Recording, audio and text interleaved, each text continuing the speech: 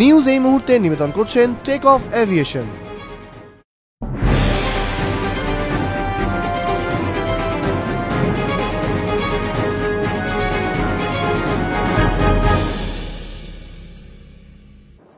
নমস্কার, আরোহী নিউজ লাইভে আপনাদের সকলকে স্বাগত জানাই। আপনাদের সঙ্গে আমি রয়েছি মাসুমা। শুরু করছি নিউজ এই মুহূর্তে। আর শুরুতেই নজর রাখবো যে খবরের দিকে। আজকে সকাল সকাল নিউ টাউনের ইকো পার্কে প্রাতঃ ভ্রমণে যান বিজেপির রাজ্য সভাপতি দিলীপ ঘোষ। সেখান থেকে তৃণমূল সরকারকে কটাক্ষ করেন তিনি। পাশাপাশি অভিষেক বন্দ্যোপাধ্যায়ের নামেও তীব্র মন্তব্য করেন বিজেপির রাজ্য সভাপতি দিলীপ ঘোষ।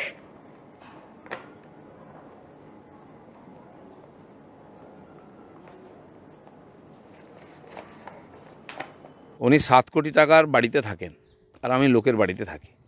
কে মাফিয়া বোঝা যাচ্ছে? ওনার কনভয়ে 25টা গাড়ি থাকে আর কি থাকে সে সবাই জানে। কে মাফিয়া এটা বোঝাই যাচ্ছে। আর সেই জন্য এই যে হতাশা চরম পর্যায়ে চলে গেছে। আজকে রাস্তায় গিয়ে চিৎকার করতে হচ্ছে। ভাইপো বলেছে তো কী হয়েছে? আদর করে ভাইপো বলেছে। দিল্লিতে লোকে যুবরাজকে পাপ্পু বলে, তো পাপ্পু বললে ভালো হবে, সেটাও বলা হবে। আমি ভাইপো বলছি না, আমি বলছি খোকাবাবু। যদি কেউ আদর করে বলে, কোলে চড়ে উনি রাজনীতিতে এসেছেন, এখনো কোলেই আছেন। ভাটপাড়ার রিলায়েন্স জুট মিল কর্তৃপক্ষ আজকে মিল বন্ধের জন্য মিলের গেটে নোটিশ ঝুলিয়ে দিয়েছে। তার ফলে কর্মহীন হয়ে পড়েছে প্রায় 4000 শ্রমিক। শ্রমিকদের কাছে গাফিলতির কারণে মিলের উৎপাদন কম, আর তাই মিলটি আর্থিক লোকসানের মুখে পড়ায় আজ সকাল থেকে বন্ধের নোটিশ ঝুলিয়ে দিল ভাটপাড়ার রিলায়েন্স জুট মিল কর্তৃপক্ষ। আজ সকালে কাজে যোগ দিতে এসে মিলের গেটে জুট মিল বন্ধের নোটিশ দেখতে পেয়ে শ্রমিকরা বিক্ষোভে ফেটে পড়ে। মিলের গেটের সামনে ঘোষপাড়া রোড অবরোধ করে তারা। শ্রমিকদের অভিযোগ, দীর্ঘদিনের বকেয়া পিএফ এর টাকা দাবি করছিল শ্রমিকরা। সেই টাকা দেওয়ার জন্য ষড়যন্ত্র করে মিলটি বন্ধ করে দিয়েছে কর্তৃপক্ষ। এই মিল বন্ধের ফলে কর্মহীন হয়ে পড়ল প্রায় 4000 শ্রমিক।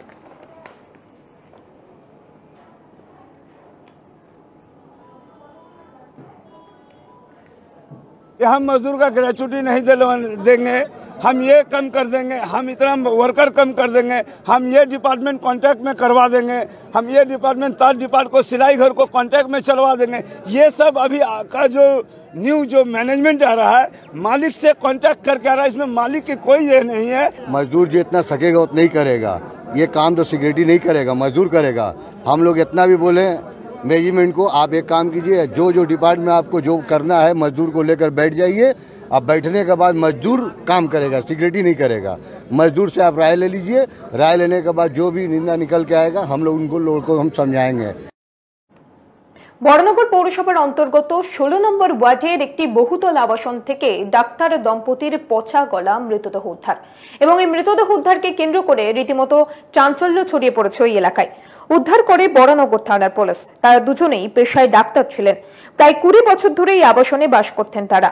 মৃতদেহ দুটি ময়নাতদন্তের জন্য সাগর দত্ত মেডিকেল কলেজ হাসপাতালে পাঠানো হয়েছে। বড়নগর থানার পুলিশ মেয়ে দেবী ভৌমিককে থানায় নিয়ে আসে জিজ্ঞাসাবাদের জন্য। তো মেয়ের তো গেছে, পুলিশ তো নিয়ে গেছে মেয়েকে। এখন পোস্টমর্টম হবে, ওটা যেটা হবে আর কি। এই শুনছি নাকি 23 তারিখে মারা গেছে। হ্যাঁ, অনেকদিন, 1-7 দিন হলো পুরো। হ্যাঁ, বাবা মার বডি দুজনে কি রেখে দিয়েছিল। ওই তো মেয়ে তো এই ফ্ল্যাটেই ছিল। কলকাতার নানা প্রান্তে প্রায় 500 জেনেরিক ওষুধের দোকান খুলছে জেনেরিক আধার, এবং এই ওষুধের দোকানগুলি পরিষেবা দেবে 24 ঘন্টা। তার মানে এই দোকানগুলি খোলা থাকবে 24 ঘন্টা। ওষুধের দাম নিয়ন্ত্রণে ও সহজলভ্য করে তুলতে কেন্দ্রীয় সরকার জেনেরিক মেডিসিন চালু করায় জোর দিয়েছে। ফলত দেশের মানুষের সুবিধার্থে বিভিন্ন জায়গায় চালু হয়েছে জেনেরিক মেডিসিন শপ। প্রায় 70% বাল্ক ড্রাগ চীন থেকে এদেশে আমদানি করলেও গালওয়ান সীমান্তে চীনা হামলার পর তা সাময়িকভাবে অনেকটাই কম। ভোকাল ফর লোকাল এবং আত্মনির্ভর ভারত স্লোগানকে পুঁজি করে কেন্দ্র ইতিমধ্যে দেশের মাটিতে জেনেরিক ড্রাগ তৈরির ওপর জোর দিয়েছে। মহারাষ্ট্রের থানে, পুনেতে প্ল্যান্ট স্থাপন করা হয়েছে। এর ফলে ওষুধের দাম 70% কমবে বলে আশাবাদী ভারতীয় জেনেরিক কোম্পানিগুলি। कुछ ही आने वाले समय में वो भी एक्टिव होकर वहाँ पर बहुत सारी रिटेल आउटलेट अपने आप को लेकर। রসায়ন মন্ত্রকের হিসেব অনুযায়ী ভারতে ওষুধের প্রায় 18,000 কোটি টাকার বাজার নিয়ন্ত্রণ করে কিছু কর্পোরেট ওষুধ প্রস্তুতকারী সংস্থা।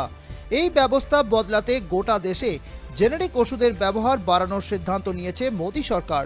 চিকিৎসকদের প্রেসক্রিপশনে জেনেরিক ওষুধের নাম লিখতে নির্দেশ দেওয়া হয়েছে। পশ্চিমবঙ্গ, কেরালার মতো বেশ কিছু রাজ্যে ইতিমধ্যেই এ ব্যাপারে পদক্ষেপ করা হয়েছে। কেন্দ্রের জেনেরিক ওষুধ চালুর সিদ্ধান্তকে স্বাগত জানিয়ে তরুণ উদ্যোগপতি अर्जुन देशपांडे गड़े तुलेছেন जेनेरिक आधार। जो इंडिया में 90% ऑफ द मेडिसिन है generic medicine, but due to the marketing gimmick वो मेडिसिन एंड कस्टमर को ज़्यादा रेट में मिलता है। हम लोग वही रेट कम कर रहे हैं। अभी एपीआई जो आता है आउट ऑफ इंडिया चाइना से, वो 70% एपीआई हम लोग चाइना से लेते हैं। अभी इंडिया आत्मनिर्भर बन रहा है, हमारे इंडिया में ही एपीआई के प्लांट्स आ रहे हैं। हमको अभी एज जेनेरिक आधार मैं वो प्लांट्स को सपोर्ट करता हूँ, वो प्लांट से मैं एपीआई खरीदता हूँ और मैं मैन्युफैक्चरर को देता हूँ। तो एक इकोसिस्टम में जब बोलता हूँ ना, तो एक B2B2C वेंचर बोलता हूँ। तो सबको हम लोग को उनके पैरों पे खड़ा करना है। आज কলকাতায় জেনেরিক আধারের 500 ফ্র্যাঞ্চাইজি চালুর কথা জানিয়েছেন সংস্থার কর্ণধার। প্রথম 200টা আউটলেট খুলছে প্রেরণা এন্টারপ্রাইজ। ক্যামেরা সঞ্জিত দের সঙ্গে সুরজিৎ বন্দ্যোপাধ্যায়ের রিপোর্ট, আরোহী নিউজ, কলকাতা। বইমেলার ভবিষ্যৎ নিয়ে বাড়ছে অনিশ্চয়তা।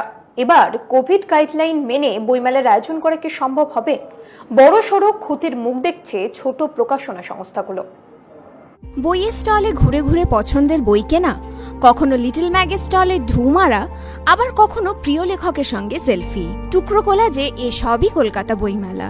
বই পোকাদের জন্য কলকাতা আন্তর্জাতিক বইমেলা যেন হাতে চাঁদ পাওয়ার সমান। 1976 সাল থেকে চলে আসছে কলকাতা বুক ফেয়ার। এবার বইমেলা হবে কি না তা নিয়ে ঘোরতর সংশয় তৈরি হচ্ছে। আদালত নির্দিষ্ট কোভিড বিধি মেনে আদবে কি বইমেলার আয়োজন সম্ভব, সেই চিন্তাতেই রাতের ঘুম উড়েছে পাবলিশার্স অ্যান্ড বুক সেলার্স গিল্ডের সদস্যদের। রাজ্য সরকারের সঙ্গে বৈঠকেও সমাধান মেলেনি। ফলে এবার বইমেলা হওয়া নিয়েও এরকম অনিশ্চয়তা ঘিরে রয়েছে। প্রস্তাবিত প্রাথমিক গাইডলাইন: কোনো ক্রেতা বইয়ের স্টলে প্রবেশ করতে পারবে না। ক্রেতা ও বিক্রেতার মধ্যে 10 ফুট দূরত্ব থাকবে। বিক্রেতা বেলচাই করে বই ক্রেতার হাতে তুলে দেবে। মাস্ক ও স্যানিটাইজার ব্যবহার বিধি বাধ্যতামূলক। জেলায় অনুষ্ঠিত বইমেলায় 50 জন করে মেলা প্রাঙ্গণে প্রবেশে অনুমতি। স্টলের সংখ্যাও কমিয়ে আনতে হবে। গাইডলাইনের গেড়োতেই সিঁদুরে মেঘ দেখছে মেলা কর্তৃপক্ষ। বইমেলা কেন? বইমেলা হচ্ছে মানুষ, পাঠক, প্রকাশক এবং লেখক তিনজনের সেতুবন্ধ। মানে পাঠক নিজের বইটা দেখে নিচ্ছে যে বইটা কেমন। সমরেশ মজুমদার, শীর্ষেন্দু মুখোপাধ্যায় বা নতুন যারা লিখছেন হিমাদ্রি কিশোর, এদের বইগুলো কেমন বই সেইটা দেখতে পাচ্ছেন বলেই বইমেলা আসছেন। এবং অনেক প্রকাশকের প্রচুর বই এক জায়গায় দেখার যে সুযোগ এবং বইগুলোকে নেড়ে চেড়ে দেখার, যদি সেটাই না থাকে, সে যদি বাড়ি থেকেই এসে তাকে ঠিক করতে হয় যে এই বইটাই আমি নেব, সে তো অনলাইনেই বই নিতে পারে বা কোনো দোকানদারকে দিয়ে বইটা বাড়িতে ডেলিভারি আনতে পারে। তার জন্য তো বই মেলার দরকার পড়ে না। কিন্তু যেটা আমরা লক্ষ্য করলাম যে এইরকম যে কঠিন, তারপরে তারপরে যদি হাইকোর্ট আমাদের জানিয়ে দেয় যে আমরা কোনো দর্শককে মেলার মাঠে ঢুকতে দেব না, তার দায়িত্ব কে নেবে? তো অনেকগুলো ফ্যাক্টর রয়েছে। কিন্তু আমরা যে জায়গাটা এই মুহূর্তে দাঁড়িয়ে আছি, আজকে নভেম্বরের শেষ বা ডিসেম্বরের গোড়া, আমি যাই বলি না কেন, তাতে আমরা বইমেলার পক্ষে। ছোট প্রকাশনীগুলি সারা বছর বইমেলার দিকেই তাকিয়ে থাকেন। একদিকে চলতি বছরের গোড়ায় আমফানের তাণ্ডবে কলেজ স্ট্রিটের প্রচুর বই নষ্ট হয়েছে, অন্যদিকে লকডাউনে বই বিক্রির সংখ্যাও তলানিতে। বইমেলার অনিশ্চয়তায় ঘুম উড়েছে তাদেরও। বইমেলা উপলক্ষে এই সময় যে একটা বিরাট একটা মানে যজ্ঞের কাজ চলে আর কি, সেটা শুধু আমাদের মানে প্রকাশনাতেও নয়, সেখানে বাইন্ডার্স, ছাপাখানায়, এই সমস্ত জায়গাগুলোতেই একটা মানে রীতিমতো একটা দক্ষযজ্ঞ চলে আর কি। সেই জায়গাগুলোতে এখনো সেরকম ভাবে সেই কাজ বা আমাদেরও প্রকাশনায় যে আমরা যে পরিমাণ একটা বইয়ের প্রকাশনার জন্য যেগুলো নিয়ে আসি আর কি, সেখান থেকে অনেকটাই সরে গেছি। প্রতি বছর সল্টলেকের বইমেলা প্রাঙ্গণে 1700-র বেশি স্টল দেওয়া হয়। দর্শকদের সংখ্যা ছাড়িয়ে যায় 2.5 লাখও। সেখানে নয়া গাইডলাইন সামলে বইমেলা কিভাবে সম্ভব? গিল্ড সূত্রে খবর, পরিসর ছোট করে বইমেলা আয়োজনের চেষ্টা চলছে। জানুয়ারির বদলে ভোটের পরও হতে পারে বইমেলা। যদিও আন্তর্জাতিক বইমেলা নির্ঘণ্ট পূর্ব নির্দিষ্ট, কিন্তু করোনা আবহে এবার সব নির্ঘণ্ট ওলটপালট হয়েছে। এখন সরকারি ঘোষণার দিকে তাকিয়ে থাকতে হবে বইপ্রেমীদের।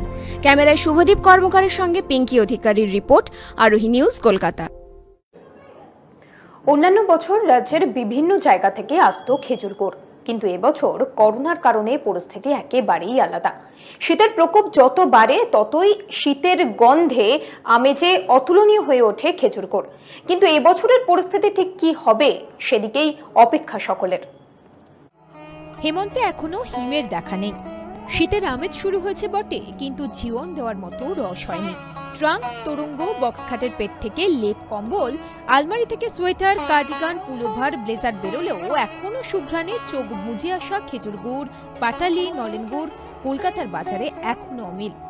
নভেম্বরের শেষ লগ্নে সকালের মিষ্টি রোদ্দুর জানান দিচ্ছে শীত আসছে। ভোজন রসিক বাঙালির কাছে শীতের আলাদা কদর। কয়েকদিন বাদেই পৌষে পা, মেতে ওঠা পৌষ পার্বণে। খেজুর গুড়, পাটালি বা নলেন গুড়ে রসময়তার পিঠেপুলির মহাকাব্যের দিন। পিঠের প্রসঙ্গ উঠলে ফর্দে প্রথমেই উঠে আসে খেজুর, নলেন, পাটালি গুড়। এবার করোনার জেরে বাজারে গুড়ের যোগানে ভাটা। তাছাড়া শীতের হাত খুলে ব্যাটিং শুরু হয়নি এখনো, ফলে গুড়ের আমদানি কম। গুড়ের মানের উপরেই অবশ্য নির্ভর করে দাম। এছাড়া অর্থনীতির সাধারণ চাহিদা যোগানের সূত্র তো রয়েছে। হ্যাঁ, খুব ভালো গুড়, এই গুড়টা খুব ভালো গুড়। হ্যাঁ, প্রত্যেক বছর এনার কাছ থেকে ছাড়া আমি অন্য কোথাও নিই না। দোকান বন্ধ থাকলে চলে যাই। আমি দাম রিজনেবল দাম নেই। আমি দেখলেন না, আপনার সামনেই বললো, আপনি জন্য নিলে 150। এবছর ডিসেম্বরের গোড়ায় সেইভাবে দেখা মিলছে না শীতের, আর তাই বাজারে পর্যাপ্ত পরিমাণে নেই খেজুর গুড়। শীতের তারতম্যের উপরেই খেজুর গাছ থেকে ভালো রস পাওয়ার বিষয়টি নির্ভর করে। শীত পড়লে গাছ থেকে ভালো রস মেলে। এখনো শীত না পড়ায় চিন্তায় গুড় প্রস্তুতকারী এবং ব্যবসায়ীরা। তবে বাজারে অল্প সংখ্যক দেখা মিলছে খেজুর গুড়, পাটালি, মোয়া, এবং তার চাহিদাও রয়েছে যথেষ্ট। লোলেন পাটালি গুড় এসছে, এখন শীত তো চালু হলো, এখন আরো ভালো আসবে। মোটামুটি আমাদের এখন দিকে আরম্ভ হয়ে গেছে। টুকটাক বাজারে আসছে, টুকটাক বিক্রি হচ্ছে, আমাদের টুকটাক ভালোই হচ্ছে। এরপরে আরও দিন যাবে, আর বাড়বে, কমবে না বাড়বে। গুড়টা আমদানি বেশি হবে, সেলও বেশি হবে, দামও একটু কমতে পারে। এখন যে দাম আছে 200-250 টাকা কিলো, তখন আর কমবে।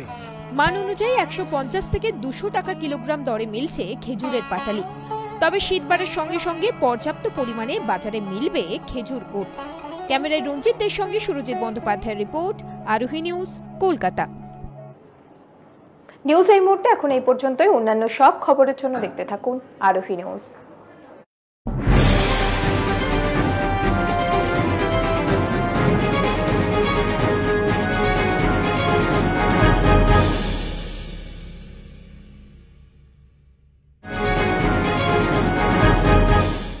নিউজ এই মুহূর্তে নিবেদন করলেন টেক অফ এভিয়েশন।